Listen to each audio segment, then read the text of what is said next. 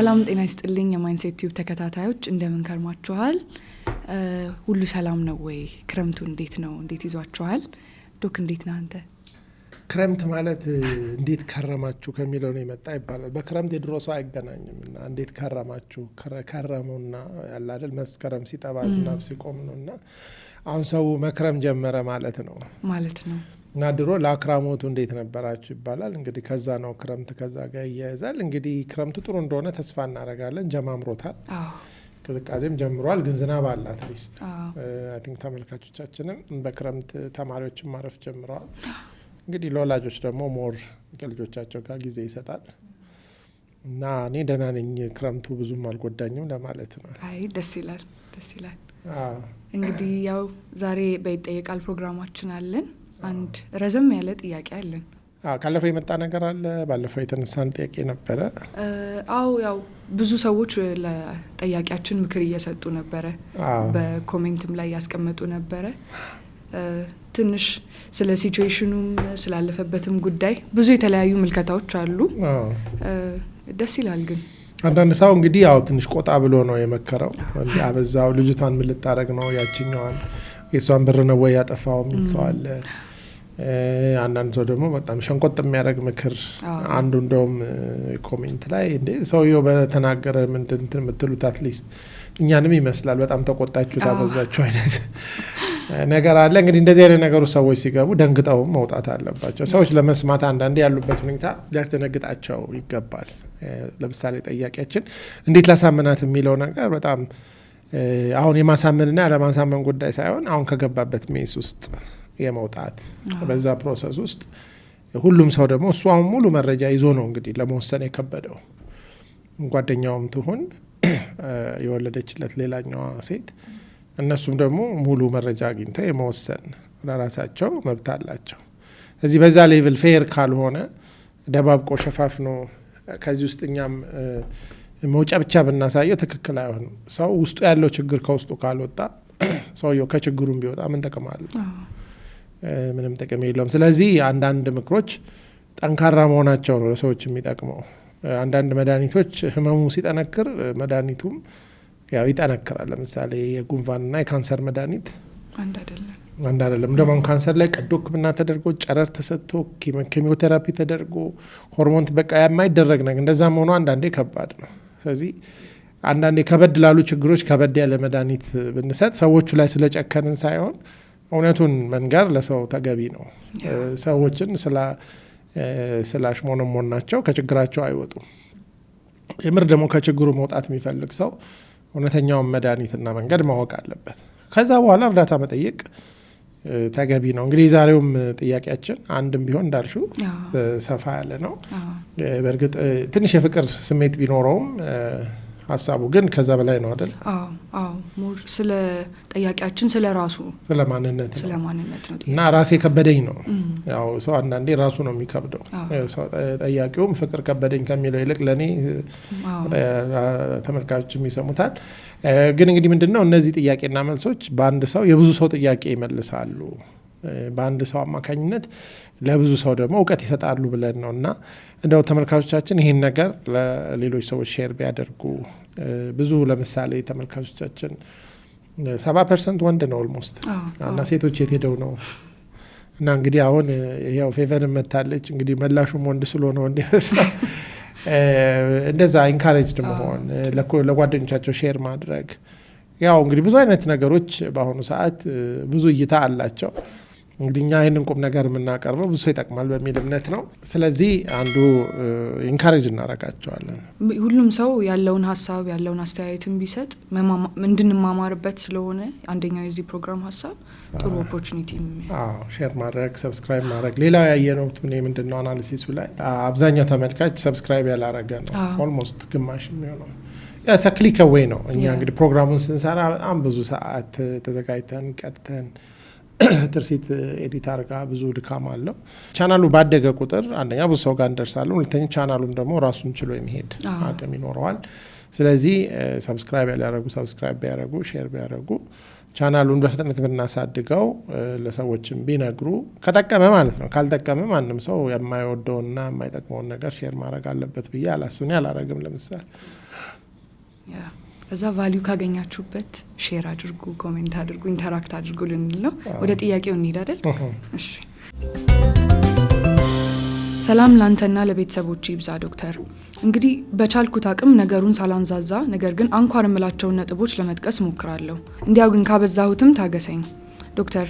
እኔ ከብዙ ስሜታዊና ስነልቦናዊ ችግሮች ጋር በዝምታ እየታገልኩ ያለው ሰው ነኝ። ምንም እንኳን ገና የ22 ዓመት ወጣትና በአንድ የመንግስት ዩኒቨርሲቲ የ3ኛ ዓመት የሕክምና ተማሪ በሆንም በዛ እድሜ ያለውን አቅምና ግለት እንዲሁም ተነሳሽነት እኔ ጋር የለም።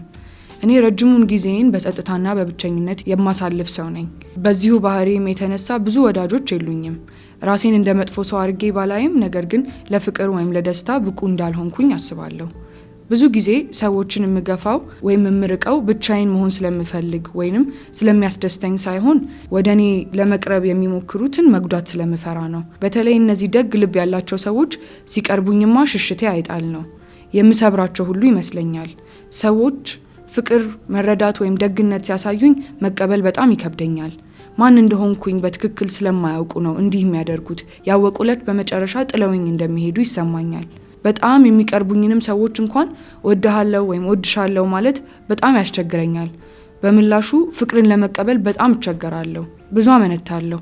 ከኔ የተሻለ ሰው ይገባቸዋል ብዬ አምናለሁ። ስለዚህ ለቀረቡኝ ሰዎች ያለኝ ብቸኛው ጥሩ ምላሽ ሽሽት ብቻ ሆነ። ምንም እንኳን ሳጣቸው ብጎዳም እነሱ ከሚጎዱ እኔው ልሁን እላለሁ። ለራሴ የምሰጠው ዋጋና ግምት ከወረደብኝም ቆይቷል። ራሴን እንደ ፌሊየር መቁጠር ከጀመርኩኝ እና ሰዎች በተቀበሉኝና ባመኑኝ ልክ መቀበል እንኳን ካቃተኝ ሰንብቷል። እኔም የምኖረው በጥልቅ ሀፍረትና ሼም ነው። በአብዛኞቹ የቀድሞ ውሳኔዎቼ እስካሁን እጸጸታለሁ። በተለይም ደግሞ ይህንን ትምህርት ለመማር በመወሰኔ ዘወትር ራሴን ወቅሰዋለሁ። ያ ውሳኔ ራሴን በትክክል ካለማወቅ የተደረገ ስለሆነ አሁን ላይ ለምማረው ሆነ ለምኖረው ህይወት ብዙም ግድ የለኝም። በዛ ውስጥም ነገን የማሰብ እና ተስፋ የማድረግ አቅም እጅጉን ተዳክሟል። ሌሎች የተቀበሉልኝንም ማንነት ለመቀበል እንዴት ከባድ እንደሆነብኝ ብታይልኝማ። ብቻ አለ የሚሉኝ መልካም ነገር ሁሉ ስላለኝ ሳይሆን እነርሱ እኔ ላይ ማየት ስለሚፈልጉና መልካም ሰው ስለሆኑ ብቻ ወይም እኔን ካለማወቅ ይመስለኛል። ስለዚህ በምንም ሁኔታ ስለኔ አዎንታዊ ምልከታዎችን ለመቀበል ውስጤ ፈቃደኛ አይደለም። ስለሰራሁት ስህተትና የተሳሳተ ውሳኔ ራሴን ይቅር ማለት በሚያስደንቅ ሁኔታ ከባድ ሆኖ አግኝቼዋለሁ። አሁን ያለኝ ህይወት ወደፊትም ወደ ኋላም የማይንቀሳቀስ ግን እንዲሁ በመሃል የቆመ ብቻ ሆኖ ይታየኛል። በቃ ስተኮኛለሁ። ነገ ያስፈራኛል። እንዲህ አደርጋለሁ ወይም እሆናለሁ ብዬ ማሰብ አልችልም። እምነትና ተስፋ በራሴም ሆነ በፈጣሪ ሩቅና የማይደረሱ ናቸው። አንድን አዲስ ነገር ለማድረግ መሞከር ሳይሆን ማሰቡ ራሱ ገና አቅሜን ይጨርሰዋል። ሁሉንም ነገር አድርጌውና ኖሬው ሳይሆን አስቤ ጨርሼዋለሁ። ምን እንደሚፈጠር ስለማውቅ ማድረግ አይጠበቅብኝም። ምክንያቱም ነገሮችን እኔ እንደፈለኩ እንጂ እነርሱ እንደሚፈልጉት እንዲሆኑ እድልና ጊዜ በፍጹም አልሰጥም። አንዳንዴ ደግሞ እስካሁን ያልተከሰቱትን መጥፎ ሁኔታዎች በማሰብ ብቻ ማዘን ጀምራለሁ። እተክዛለሁም። በቃ ያን ያሰብኩትን እንደሆነ አርጌ እኖራለሁ። በጭንቅላቴ ውስጥ ያለውን አውሎ ንፋስ ማቆም አልችልም። ይህ ፍርሃት የማይቋረጥ ሆኗል። አሁንማ በትኩረት የመስራትና የማጥናት አቅሜን በርዞታል። አሁን ደግሞ በህይወቴ ውስጥ የምትወደኝ እኔም የምወዳት አንዲት እንስ ገብታለች። እንዴት እንደሆነ ግን አንድዬ ይወቀው። ነገር ግን ምንም እንኳን ከእርሷ ጋር መሆን ሰላም ቢሰጠኝም በዚህ ሁኔታዬ የሚቀጥል አይመስለኝም። እስካሁንም የቆየነው በእርሷ ታጋሽነት ብቻ ነው እንጂ እንደኔማ ቢሆን ፍቅርን መስጠትም ሆነ መቀበል ልቤ ተስኖታል። ሁሌም ስለማደርስበትና ሊሆን ስለሚችለው መጥፎ ነገር ስለሆነ አይምሮዬ በማሰብ የሚተጋው ፍቅርን ማጣጣም አልቻልኩም። አብሬያት መሆንም አለመሆንም እርሷንም ባንዴ መውደድም አለመውደድም እንዴት እንደሚያደክም ሰላም በሚያመጣልኝና በሚጎዳኝ ሁኔታ መካከል መወሰን አቅቶኝ እንደታሰርኩ ይሰማኛል። አሁን ግን መፈወስ ፈልጋለሁ። ያለማቋረጥ የማላፍርበት ወይም የማልፈራበትን ህይወት መኖር ፈልጋለሁ። ፍቅርን መቀበል፣ ራሴን ይቅር ማለት እና ወደፊት መሄድን መማር ፈልጋለሁ። ዶክተር መኖር አምሮኛል፣ ናፍቆኛልም። ስለዚህ እንደው የምትለኝ ነገር ካለ አቅጣጫ ብትጠቁመኝ ብዬ ነው። አውቃለሁ አብዝቼዋለሁ፣ ግን ያው እንደፈረደብህ ቻለው። ስለምታደርገው ነገር ሁሉ ፈጣሪ አብዝቶ ይካስህ። ብዙ ጤና ተመኘውልህ። ምን አሰብሽ? ያው ጥያቄውን የላከልን አድማጫችን ራሱን ከፍቶ ግልጥ አድርጎ ነገር እንዳስቀመጠ ያሳያል። የሚሰማውን ስሜቶች ያለፈበት ያለውን ያሉትን ትንሽ ጨለምተኛ ሜቢ ሊሆኑ የሚችሉ አስተሳሰቦችንም ሁሉ ግልጥ አድርጎ ያሳየናልና ትንሽ ፊል አድርጌለታለሁ ለአድማጫችን። በጣም ምን አይነት ሰው ታየሽ? ያው እውነት ለመናገር እንደዚህ አይነት ስሜቶች ብዙ ሰዎች ላይ ያሉ ይመስለኛል። በተለያየ ዲግሪ ሁላችንም ወይ ፍቅር እንደማይገባን ፊል እናደርግ እንችላለን። የተለያዩ አሁን አድማጫችን የጻፋቸውን ስሜቶች ሁላችንም ፊል እናረጋቸዋለን። እንደው እንዲህ ልይት ያለ ሆኖ ላይታይ ይችላል ብዬ አሰብኩኝ። ማለት በአንድ ቃል ብትገልጨው ይሄንን ጠያቂ ምንድነው የምትሰጪው? ምስኪን ሜቢ እኔ እንግዲህ በጣም ያረጀ ነፍስ ነው የሚታየኝ ከእድሜው በላይ። በጣም አንዳንድ ጊዜ ሰዎች የሆነ ጎባጣ ነፍስ የሚባል አለና ሰውየው በሰውነት ወጣት ነው 22 ዓመት። ግን እኔ የጎበጠ ነፍስ ማለት ራሱን በተለያየ ነገር ውስጥ አንዱ እሱ ነው። ሁለተኛ በጣም በቃ ራስ ወዳድ ሰው ነው የሚታየኝ። በቃ ለራሱ ማለት ምንም አሁን እንግዲህ በጣም ፓራዶክሲካል ነው ከሚለው ሰውየው ሰው ራሱን መልቀቅ ያልቻለ በቃ ግን በዛ ራሱን ያሰረ ሰው እና ያው ኦልድ ሶል እንደሚባለው ገና በ22 ዓመቱ ለጡረታ የሚዘጋጅ አይነታው እንደዚህ አይነት ሰው ያው ከራሱ ነፃ መውጣት ይገባዋል። ይሄ ትንሽ ሼክን መሆን አለበት። እንደዚህ አይነት እይታ የ2 ዓመት እና በአንድ የመንግስት ዩኒቨርሲቲ የ3ኛ ዓመት ሕክምና ተማሪ ቢሆንም በዛ እድሜ ያለው አቅምና ግለት እንዲሁም ተነሳሽነት እኔ ጋር የለም ሲል በቃ የ2 ዓመት አዛውንት አድርጓል ራሱን። 22 ዓመት በጣም ኤነርጄቲክ የሆነ በቃ ዘለሽ የማትጠግቢበት ላይፍን ኤክስፕሎር አድርገሽ የማትሄጂበት ከዜሮ መጀመር የሚቻልበት ለመሳሳት የማትፈሪበት እድሜ ነው መሆን ያለበት። እንግዲህ ያላወቅናቸው አስፔክቶች አሉ። እንዴት አይነት አስተዳደግ ነው አንድን ሰው በ22 ዓመቱ ያስረጀው? አንድን ሰው በ22 ዓመቱ በዚህ ሌቭል ሰልፍ ኮንሽስ ወይም በቃ በራሱ ላይ ተተብትቦ የሚኖር ገና ሳይዘል የወደቀ ሳይሰራ የደከመ ሰው እንዴት ሊሆን ቻለ? አንድ ሰው የተሰናከለ ወይም ደግሞ ይሄ አንዳንድ ወፎች ክንፋቸው ሲሰበር እንደ ወፍ ሳይሆን እንደ ዶሮ መኖር ይጀምራሉ በእግራቸው ብቻ እየሄዱ። የዚህ አይነት ሰው ነው እኔ የማየው። ስለ ሼም ያወራል በጣም በሀፍረት ውስጥ እንደሆነ። እንደገና ደግሞ ህይወትን ጭንቅላት ውስጥ ነው የሚኖረው እና ጭንቅላቴ ውስጥ ጨርሰውና ከጭንቅላቴ ውስጥ ወጣ ምን ይኖራል እና በጣም ለብዙ ሰዎች እንደሚያስብ እንደሚጨነቅ ጎዳቸዋለሁ እነሱ ምናምን። እንደዚህ አይነት ሰው በነገራችን ላይ ያው ለሰው የሚጨነቅ ይመስላል እንጂ የሚጨነቀው ለራሱ ነው። አሁን ይሄን አድሚት ማድረግ ነው ከባዱ። አሁን እኔ ሰዎች ሁሉ ጥሩ ናቸው በጣም ክሪቲካል ነው እንደዚህ አይነት ሰው። አሁን ከዚህ አይነት ሰው ጋር መኖር የሚከብደው ራሱ ላይ ክሪቲካል የሆነ ሰው ላይ ብዙ ክሪቲካል ላይሆን አይችልም። ግን ለንግግር ያህል በቃ ሰው ሁሉ ጥሩ ነው እንትን ይለኛል ምናምን የሚለው ነገር ብዙ ጊዜ ልክ አይደለም። እንግዲህ እነዚህ ነገሮች እየተፈነከቱ መሰባበር አለባቸው። ሪሊ መጨረሻ ላይ ሲወጣ መሆን ያለበት ከራሱ ውስጥ ነው። እንደዚህ አይነት ሰው ፈልቀቀሽ የምታወጪው እንደዚህ አይነት ሰው በሰው መወደድ አይደለም ችግሩ፣ ራሱን መውደድ በጤናማ በሆነ መንገድ። ራሱን መውደድ ማለት ራሱን ይጠላል ማለት አይደለም። ራሱን ከሚገባው በላይ ይወዳል። ፍርሃት ሁሉ ጊዜ የሚመጣው ራስን ለማዳን ከሚደረግ መንፈራገጥ ነው። አሁን ሰው እንዳልጎዳ የሚለው ሰው እንዳይጎዱኝ ነው ቋንቋ መተርጎም ያለበት እና ዋንስ አንቺ ራስሽን ከለቀቅሽና ሰው ምንም አያደርገኝም ወደሚለው ቢጎዱኝም ደግሞ ምን ሆናለሁ እነሳለሁ የሚል ሰው ለሌሎች ዲስፕሮፖርሽኔት የሆነ ክሬዲትም አይሰጥም፣ ለራሱም እንትን አያደርግም። እና እንግዲህ አልቲሜትሊ እንደዚህ አይነት ሰዎች ያው አስተዳደግ ላይ ከቤት ሰልፍ ኢሜጅ፣ ስለ ራስ ያለ እይታ፣ ሰልፍ ስቲም፣ ስለ ራስ ያለ ግምት ከዛ ጋር እንግዲህ ከሰልፍ ኢሜጅ እና ከሰልፍ ስቲም ውስጥ ነው ኢቮልቭ አድርጎ የሚወጣው ሰልፍ ኮንፊደንስ።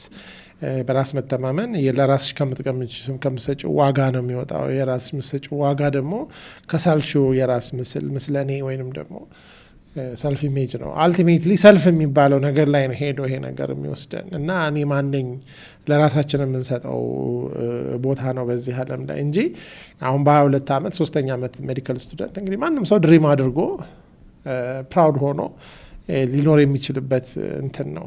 እንግዲህ እንደዚህ አይነት ሰው አይገባኝም ብሎ ቢያምን ኖሮ ሜዲካል ስኩል 3ኛ ዓመት ተማሪ አይሆንም። ስለዚህ አንዱ ይሄ ፎልስ ሂዩሚሊቲውን መጣል አለበት። ወይም ደግሞ ይሄ ትሁት ይመስላል ግን አይደለም፣ በጣም ክሪቲካል ነው እንደዚህ አይነት ሰው። ፎልስ ይሄ ትህትና ማለት ራስን መደብደብና ራስን በጣም ከሆነ በላይ ማውረድ ሳይሆን ራስን በጣም ከፍ ሳያደርጉ በጣም ዝቅ ሳያደርጉ በትክክለኛ ማንነት ውስጥ መኖር ነው። አክቹዋሊ ከሌሎች ጋር ራስን ከማወዳደር ነፃ መሆን፣ ራስን በማንነታችን መቀበል፣ ሰዎችንም በማንነታቸው መቀበል፣ ከዛ ለራስም ለሰውም ክብር ማሳየት። እንግዲህ ትህትና እነዚህ ነገሮች ሪኳየር ያደርጋል እና እዚህ ጋር በጣም ትሁት የሆነ በጣም ለእኔ ራሱ ለጥያቄ ሲጠይቅ በጣም ተጨንቋል፣ እንደው ታገሰኝ፣ ከዛ ደግሞ እንደው አንተ ፈርዶብሃል እንዳመጣበት ትችለዋለህ። ያው እንትን ነው። ከዚህ እኔ ሪሊ አሁን እንደዚህ አይነት ሰው ትንሽ ሼክ አድርጎ ከራስ ውስጥ ውጣ። አሁን አንዲት ልጅ አለች ብሏል።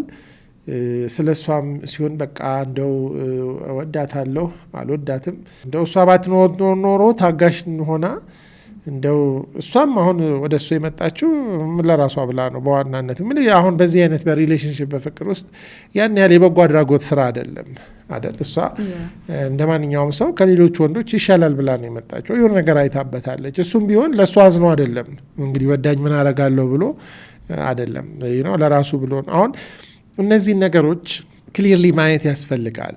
ይሄ ማፈር ሼም የሚለውን መፍራት ፊርና ፍርሃት ያሉ ሁለት ነገሮች ከዛ ራስን አለመውደድና ራስን መጥላት የሚለው ነገር እንግዲህ ገዢ ሀሳቦች ሆነው ነው የምናያቸው።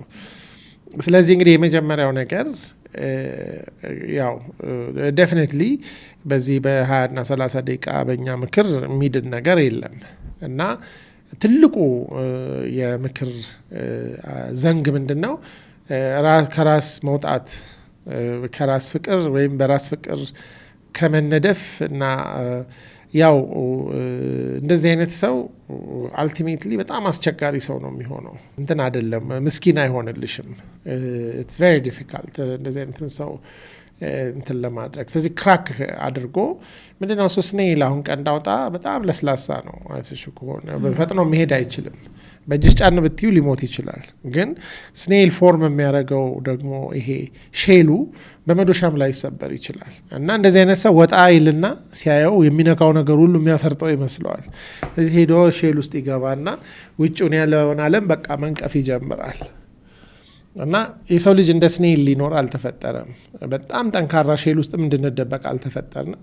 እናም ደግሞ ከሚገባው በላይ ደግሞ ለስላሳ ሆነን የነካን ሁሉ እንደሚያፈርጠን እየፈራንም ሰው ይሄ የስኔል ባህሪ ነው። እኛ ወጥተን ተነጋግረን ተጎድተን ወድቀን ተነስተን ድነን ወደን ጠልተን ተጣልተን ተደባድበን ተኳርፈን ተታርቀን ኦል ስፔክትረም ኦፍ ላይፍ ነው እንግዲህ ደስታ ለሰው ልጅ የሚፈጥሩት እና ሳይታሰብ ካስተዳደግ ይሁን ከምን አላቅም አንድ ጠንካራ ሼል ውስጥ ያለ ስኔል ወይም ቀንዳውጣ ነው የዚህ አይነት ስብዕና የሚታየኝ እና ለዚህ እንግዲህ ራስን ማጋለጥ እና እቺ ፎልስ ሂዩሚሊቲዋን የእውነት ያልሆነችውን ትህትና ጥሎ የውጭውን ዓለም መጋፈጥ ግን ደግሞ የውጭው ዓለም ደግሞ ጨካኝ ስለሆነ ላያችን ላይ ሄዶ እንዳፈርጠን ደግሞ በቂ ጥንካሬና አቅምን ኮፒንግ ስኪሎችን ማዳበር ይህ እንግዲህ የውጭ ድጋፍ ያግዛል። ምን ይመስልሻል?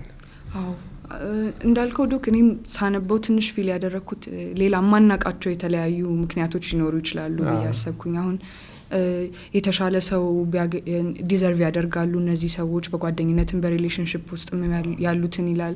ከዛም በቃ ቢያቁኝ እውነተኛ ማንነቴን ቢያቁኝ ደግሞ ይሸሻሉ የሚላል እና እንደዚህ አይነት ስሜት የሚሰማቸው ሰዎች ካስተዳደግ ጋር የተያያዘ ከወላጆች ጋር የተያያዘ አይነት የሆነ ኮኔክሽን ሊኖር ይችላል። የሆነ ልክ ተጋልጠው በቃ እውነተኛ ማንነታቸው ሲታይ ሰው እንደሚሸሻቸው ፊል ማድረግ ነው።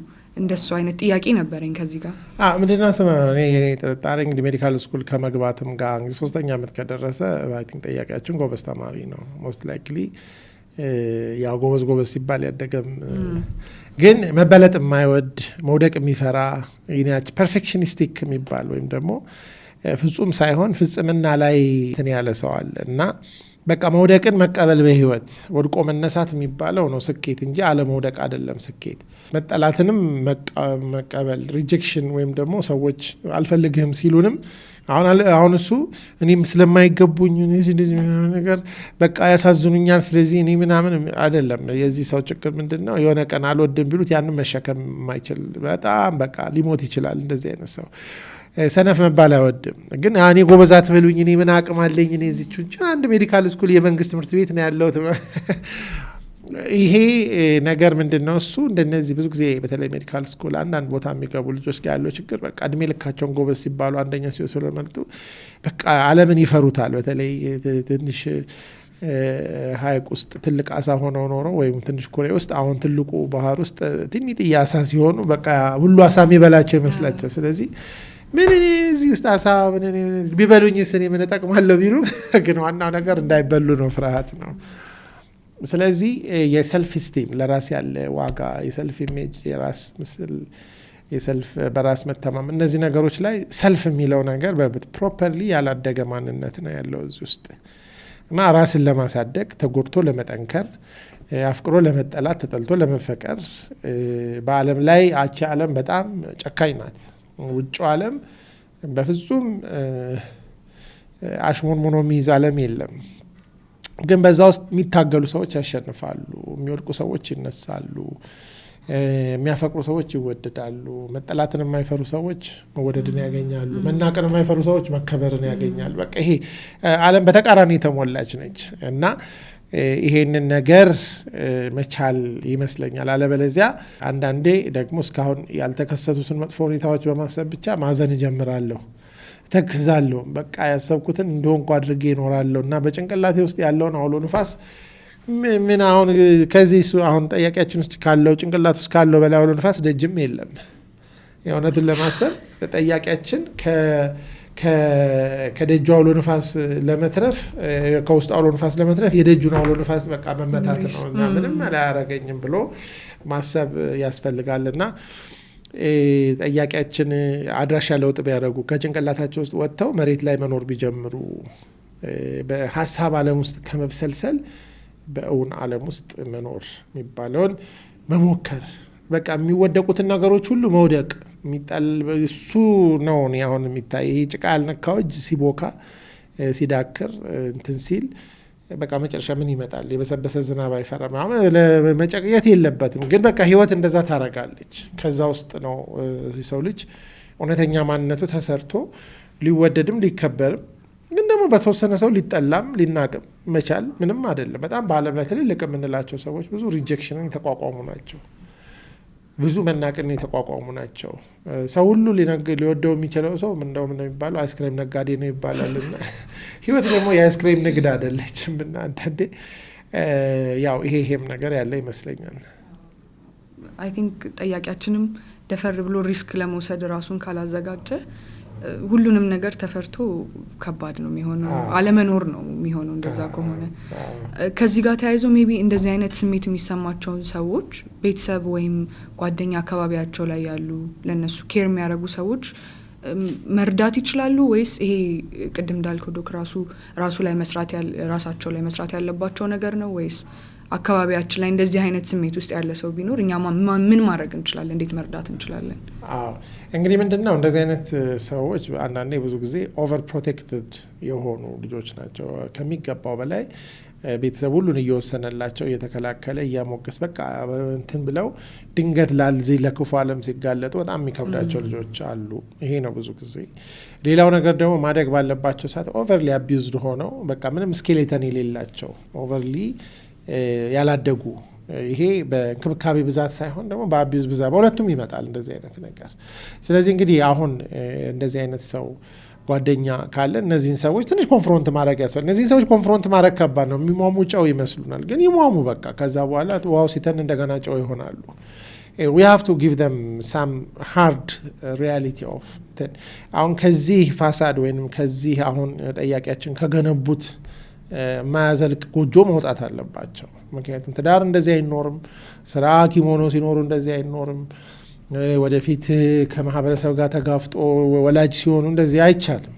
በቃ ስለዚህ እንደዚህ አይነቱን ሰው ጓደኞችም ከሆነን ወላጆችም ከሆነን ፍቅረኛ የተዳር ጓደኛም ከሆነን በቃ ትንሽ እንትኑን ምን ሼሉን መደበቅና ግን ያው ተጨፍልቀው እንዳይሞቱ ደግሞ ትንሽ ፕሮግሬሲቭሊ ወጣ ገባ እንዲሉ ኢቨንቹዋሊ በሼሉ ተደግፈው ሳይሆን በራሳቸው አቅም ኖሯቸው መወሰን ችለው ሪስፖንሲቢሊቲ ወስደው እንዲኖሩ ማገዝ ያስፈልጋል። ይሄ እንግዲህ ቴራፒም ስራዬ ብለው ከሰሩ ያድጋሉ። አሁንና ይሄ ያላደገ ማንነት ምልክት ነው። ግን አሁን ለምሳሌ በትምህርቱ ጎበዝ ሊሆኑ ይችላሉ። አምሹር እንደዚህ አይነት ሰው በጣም አብጠልጣይ ክሪቲካል ነገሮችን ተንታኝ ነው። ያው እንደዚህ እንደጠየቁ እንዳይመስሉሽ እንደዚህ አይነት ሰዎች አብሮ ለመሆን ከባድ ነው። ይሄንም ማመን አለባቸው። አምሹር ታዲያ ፍቅረኛቸውንም ብንጠይቅ ወይ ፍቅረኛውንም ብንጠይቅ ያው ብዙ ያው ስለምትወደው ነው እንጂ እንደዚህ ጨፍለቅ አድርጎ እዚህ ጋር ወገቡን ጠንከር ማድረግልኝ ወይ ትከሻው ላይ እንደው ድንጋይ ጭኖ የሚያጠነክርልኝ እዚህ ጋር ደግሞ ጀመረው ምናምን ልትል ትችላለች። እውነት ነው። ያ ግን እሷ ስለሆነች አይደለም። እሷንም ቢተው ሌላውን ቢመጣ ያው ነው የሚሆነው። ስለዚህ እንደውም ኦልሬዲ ጥሩ ሰው ካለ በቃ this is the only way out። ይሄን ብዙ ሰው አይነግርም ለሰዎች። በቃ እንደዚህ አይነት ሰዎች በጣም ሙልጭ ልጭ ስለሆኑ አስቸጋሪ ናቸው ዲል ለማድረግ። this is the only way to go። መጋፈጥ ነው ያለ መጋፈጥ በዊዝደም መሄድ የህይወትን እውነታ መረዳት እና ይሄ ከትካዜ መውጣት ከአይምሮ መውጣት ሪሊ መኖር አምሮኛል ናፍቆኛል ከሆነ እንዳልኖሩ ኦልሬዲ ገብቶቻል። ምንም ሉዝ የሚያደርገው ሰው የለም። አልኖርኩም የሚል ሰው ምን ያጣል? የራስን ይቅር ማለት ወደፊት መሄድ የሚለው እውነት ነው።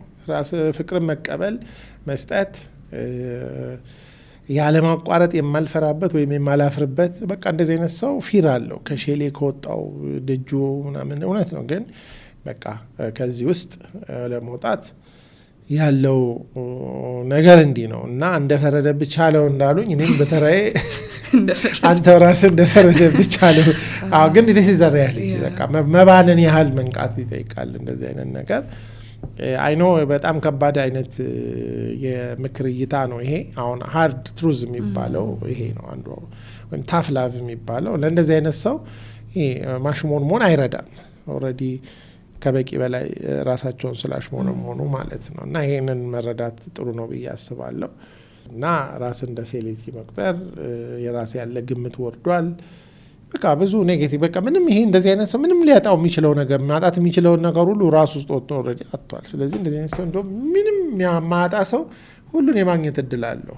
ግን በቃ አንድ ጊዜ ይለይለት ብሎ ከሼሉ መውጣት አለበት ብዬ አስባለሁ።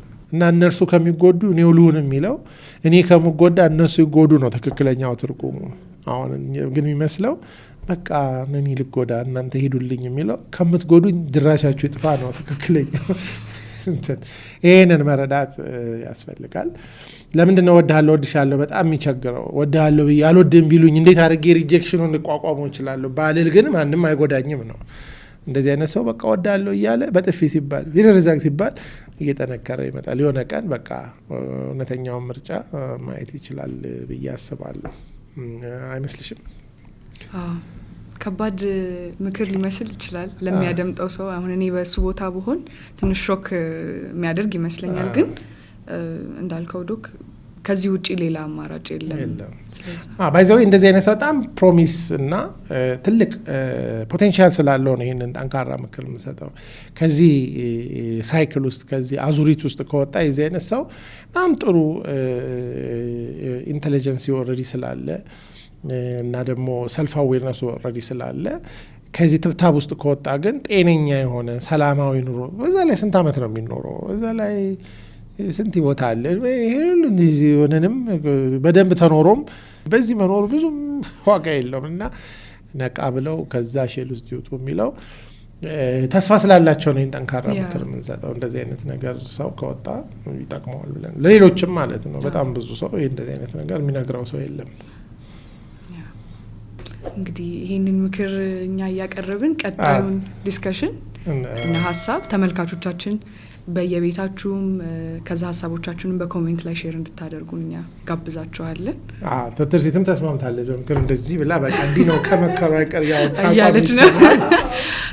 ስለዚህ ሌሎች ደግሞ በጽሁፍና መልእክት በመተው ያው ጥያቄዎቻቸውን መላክ ይችላሉ እንዲሁም ካውንስሊንግ ወይም ደግሞ የተለያዩ ተቋማትን ማየት ለሚፈልጉም ዲስክሪፕሽን ላይ እናስቀምጣለን ከዛ ውጪ ጥያቄዎቻችሁን በethio-mindset@gmail.com ወይም 0911505050 ላይ በቴሌግራም ወይም በዋትስአፕ ላይ መላክ ትችላላችሁ እንደዚህ ጥያቄዎቻችንን እያመጣን በተቻለን አቅም ዶክን እየጠየቅን ያው እናስመልሳለን ለስላሳ መልሶች እንሰጣለን አንዳንዴ ደግሞ እንዳስፈላጊነቱ ኮንተንት ያለም እናናጋ እንግዲህ ከኛ ያለው ይሄ ነው መልካም ሳምንት ይሁንላችሁ በሰላም ቆዩን ቴንክ ዩ